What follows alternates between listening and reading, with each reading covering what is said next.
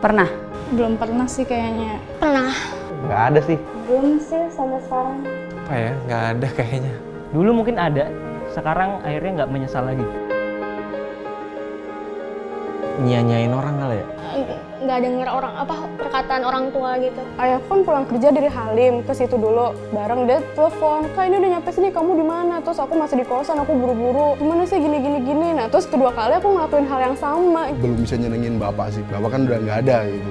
Gue nganggap bahwa gue masih sampai sekarang masih belum bisa nyenengin orang tua sih. Waktu almarhum nenekku masih hidup, aku pernah berjanji sama beliau, tapi udah sakit-sakitan.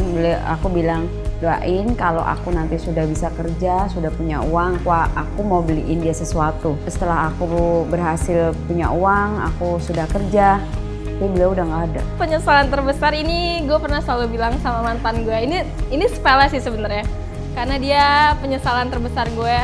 Dan kalau dia nikah sama cewek lain, gue pasti bakal tulis tuh di undangan, kayak bukan di undangan, di surat nikahnya, di kartu ucapan kayak selamat menikmati hidup baru, penyesalan terbesarku. Gak belajar ngedit dari dulu. Karena kalau misal kelamaan juga percuma, jadi kayak ya gini lagi.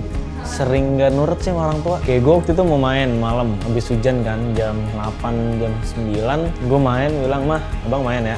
Nggak boleh, gue tetap main. Baru banget berangkat, gue kecelakaan, pulang lagi. Kalau aku kayak kerja udah dapat penghasilan tapi ya pengen lah kasih ke orang tua, terus pengen dekat dengan orang tua kayak gitu. Banyak pelajaran yang dia kasih ke gue sih, tentang penyesalan terutama, tentang ucap syukur, tentang merasa cukup dengan pasangan satu sama lain. Yaitu gue ninggalin cowok ini cuma karena gue karena rasa nyaman dengan cowok lain, ya gue tinggalin dia. Padahal gue tahu dan gue realize banget sekarang dia tuh baik banget gitu. Dan ternyata cowok yang gue pilih malah menghancurkan gue, itu lebih deep lagi. Saat nenekku sakit itu aku gini, masa orang sakit masih tidur di bawah aja. Nah, aku berpikiran aku pengen banget beliin beliau kasur supaya beliau bisa tidur enak.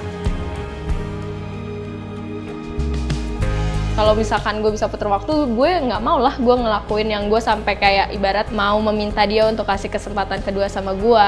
Gue pengen memperdalami bidang sinematografi dari SMA, dari kecil kalau bisa.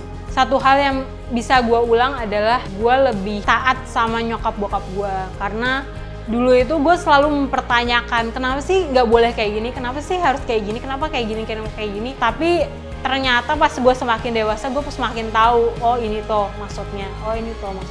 Kalau saat ini waktu diputar kembali, aku pastinya akan beliin beliau kasur yang enak, yang bisa bikin beliau tidurnya nyaman, sampai beliau tidak merasakan kesakitan.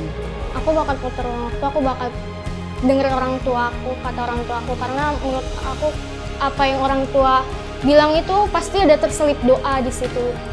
Gue sih pengennya nggak nyanyain orang yang baik sama gue sih.